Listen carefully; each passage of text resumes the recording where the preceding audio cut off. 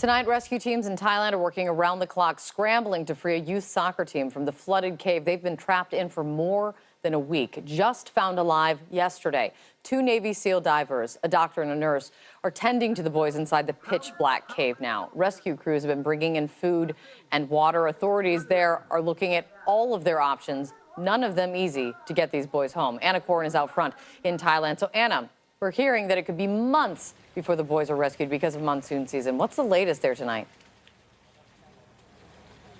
For sure, Kate, they are preparing for these boys being trapped inside this cave for potentially 4 months. That's to sit out the rainy season. It's monsoon season here in Thailand. We've had a break in the weather, but they are expecting rain, heavy rains in the next couple of days. Now, they are pumping water furiously from the cave, hundreds of thousands of litres every single hour, and they are making progress, reducing those levels. But they are now looking at ways to get the boys out, perhaps using a full-face oxygen mask and being let out by those Navy SEALs. So if that happens, if they can get the boys feeling comfortable, this could happen a lot sooner than we expect. Now, as for their spirits, we understand that they are in good spirits, which is quite remarkable considering we are now entering day 11 of this saga. You mentioned those Navy SEALs. There are at least 7 to 10 Navy SEAls who have been by their side ever since they were discovered. And we also understand that there's a real camaraderie amongst these team members and that they are extremely resilient. But, Kate, as we know, they are desperate to get out and be reunited with their families. It's remarkable they be in good spirits right now. Just remarkable. Anna, thank you so much. Tom Foreman's now out front. Tom, this is a system of caves, and it's more than 6 miles long, where the boys, part of the cave where the boys were was 1 mile in, more than a mile in. Explain what rescue workers are working against. They're working against darkness and cold and rushing water and time.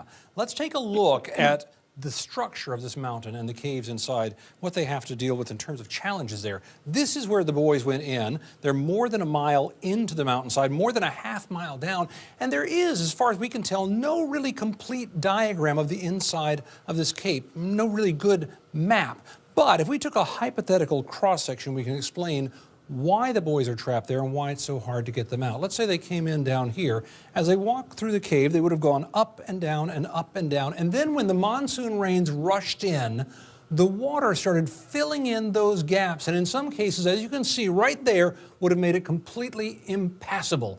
How many there are like this, we don't know. Are they as big as a house, big as a football field? We don't know. We just know the professional divers are taking quite a bit of time getting from here to there, and if they want to bring the boys back out that way, as Anna just mentioned, they face real challenges. First of all, some of these boys are unable to swim. So yes, a diver could tow someone through there, but he'd still have to be used to wearing a scuba mask and being underwater for perhaps quite a period of time. Some of this water is very murky. It's hard to see. There are heavy currents. There are cramped passageways, all of which complicate that process, and ultimately all of which could lead to panic, Kate, which could be dangerous for both the rescuer and the person being rescued. Absolutely. So what about the alternatives? Well, Anna mentioned a few possibilities there. They could take the model from the Chilean rescue of 2010. Remember when those miners were caught underneath the ground there? They bored into the mountainside and were able to reach them and bring some of them out that way. But remember, there were 3 different boreholes, and it took more than 2 months before these happy reunion scenes finally occurred. So maybe they could go with another option, as, again, we heard a moment ago, keep supplying these kids, move them to maybe a slightly higher, safer platform there. But again, you're betting on the waters going down, and there's no sign that's going to happen anytime soon. Yeah, betting on Mother Nature here is a scary thing. Thank you, Tom. I really appreciate it. Out front now, someone who knows, Ben Remnants. He's a cave diver on the ground in Thailand, part of the team trying to figure this all out. Ben, thank you so much for taking the time.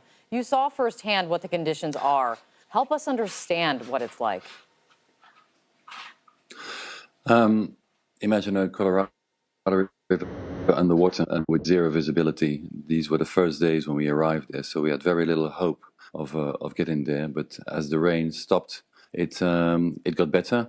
The visibility cleared up, and the current got less, and we actually made good headway, and we made those, like your reporter said, 1.5 miles into the cave to the place where the kids were. How long did it take you to get in there? 4 hours. Wow. You know, I spoke with one diver today who said that cave diving is tough for even some of the most experienced divers. It takes training, months of training. How difficult is it going to be to teach these kids how to dive when some of them don't even know how to swim, if that's what this comes down to?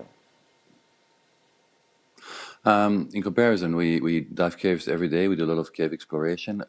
We would not dive this cave in any conditions at all. That's why there's no fixed lines in there, because it's only being done when it's dry and safe.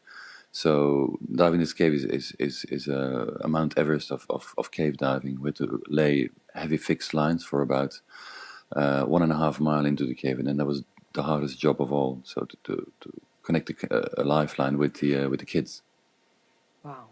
There's now a doctor and a nurse that are in the cave with the boys and their coach. Can they survive in there for 3-4 months until the flood waters recede? I mean, that's a real option right now? They're running out of options. The conditions were quite good. The heavy pumps were doing their job. The water was receding quite a bit. It dropped 6 foot in the last days.